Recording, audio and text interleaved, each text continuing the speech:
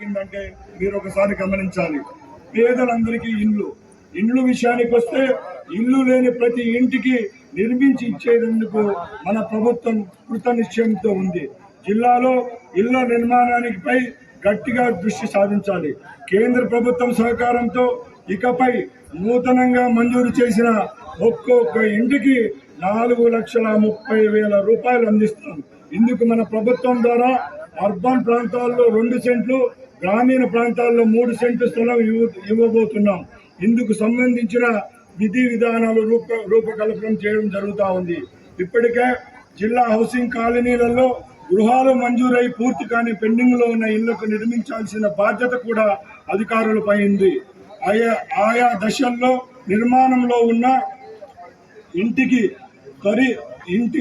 త్వరితగతిన పూర్తి చేసి లబ్ధిదారులకు ప్రోత్సహించాలి. అదేవిధంగా హౌసింగ్ కాలనీలో మౌలిక సదుపాయాల కల్పనకు గృహ నిర్మాణ శాఖ మరియు అనుబంధ విభాగ శాఖలు సమన్వయంతో పనిచేయాల్సిన ఎంతైనా ఉంది.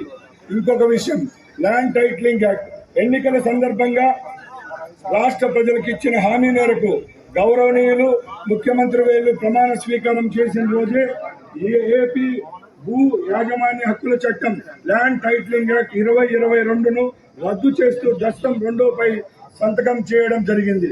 ఇది సర్వే వల్ల తలెత్తిన సమస్యలు, విధి విధానాలు, గ్రామ సభలు నిర్వహించి 3 నెలలుగా పరిష్కరించాల్సిన రాష్ట్ర మంత్రివర్గ నిర్ణయం జరిగింది.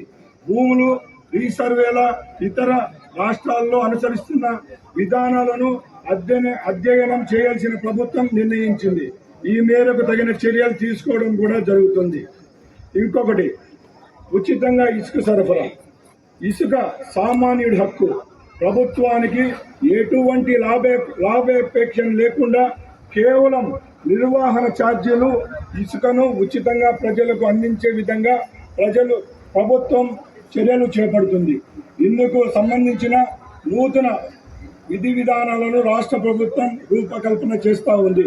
ప్రభుత్వం మాన్సూన్ వాతావరణం దృష్ట్యా అన్నమయ్య జిల్లా 3 డీసిల్టింగ్ ప్లాంట్ ద్వారా దాదాపు 5.15 లక్షల మెట్రిక్ టన్నుల ఇసుకను ప్రజలకు అందుబాటులోకి తెచ్చేదానికి సిద్ధంగా ఉంది.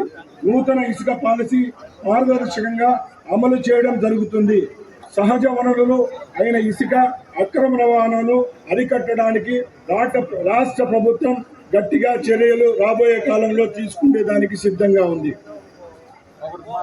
అదేవిధంగా ప్రజా సమస్యల పరిష్కార వేదిక. ప్రజల సమస్యలను సత్వరం పరిష్కరించేందుకు ప్రజా సమస్యల పరిష్కార వేదిక కార్యక్రమం ప్రభుత్వం ప్రతిష్టాత్మకంగా చేపట్టింది. గౌరవ ముఖ్యమంత్రి గారి ఆదేశానుసారం ప్రజా సమస్యలను కేవలం నిబంధనల మేరకు మాత్రమే కాకుండా మానవతా దృక్పథంతో పరిష్కరించడం జరుగుతుంది.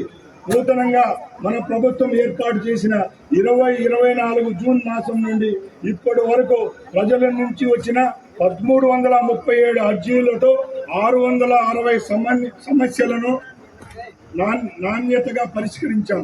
మిగిలిన వాటిని కూడా నిర్ణీత కాల వ్యవధిలో సమర్థవంతంగా పరిష్కరించేందుకు అధికారులు కృషి చేస్తున్నారు. ఇంకొకటి, రవాణా శాఖ.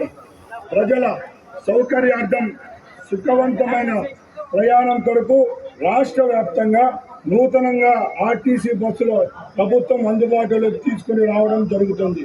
అన్నమయ్య జిల్లాలో ఇటీవల super luxury, express, ultra deluxe నూతన బస్సులు అందుబాటులో తీసుకుని వచ్చాం. కాలుష్యాన్ని తగ్గించడంలో భాగంగా తిరుపతి రూటు నందు కొత్త ఎలక్ట్రికల్ బస్సులను కూడా ప్రవేశపెట్టడం జరుగుతోంది. ఇంకొకటి, ఎంతో గొప్ప కార్యక్రమం అన్నా క్యాంటీన్లు. ఎన్నికలు ఇచ్చిన హామీ నెరవేరుస్తూ పట్టణ ప్రాంత పేదల యొక్క ఆకలి తీర్చేందుకు రాష్ట్ర వ్యాప్తంగా 3 అన్నా క్యాంటీన్లు రాష్ట్ర గౌరవ ముఖ్యమంత్రి వర్యులు నేడు ప్రారంభించడం జరుగుతుందని తెలుపడానికి ఎంతో సంతోషంగా ఉంది. వీలైనంత త్వరలో దశల వారీగా ఎన్ని ప్రాంతాలకు అన్నా క్యాంటీన్లు ఏర్పాటు ప్రభుత్వం చర్యలు చేపట్టడం జరుగుతుంది. నైపుణ్యాభివృద్ధి. మన నూతన ప్రభుత్వం ఏర్పాటైన తర్వాత గౌరవనీయులు రాష్ట్ర ముఖ్యమంత్రి వర్యులు ప్రజలకు చేపట్టిన వాగ్దానాలను నెరవేరుస్తూ మొదట చేసిన 5 సంతకాల్లో ఒకటైన స్కిల్ సెన్సస్ 2024 నిర్వహించేందుకు ప్రభుత్వం చర్యలు తీసుకుంది. యువతలో నైపుణ్యాలను గుర్తించి వారికి ఉపాధి అవకాశాలను మెరుగుపరిచే లక్ష్యంగా దేశంలోనే తొలిసారిగా నైపుణ్య గణన చేపట్టడం జరుగుతుంది. ఇందుకు సంబంధించిన విధి విధానాలను ప్రభుత్వం రూపకల్పన చేస్తుంది. ఈ కార్యక్రమాల ద్వారా జిల్లాలో ఉన్నటువంటి నిరుద్యోగ యువతీ యువకులకు నైపుణ్యాలను పెంచి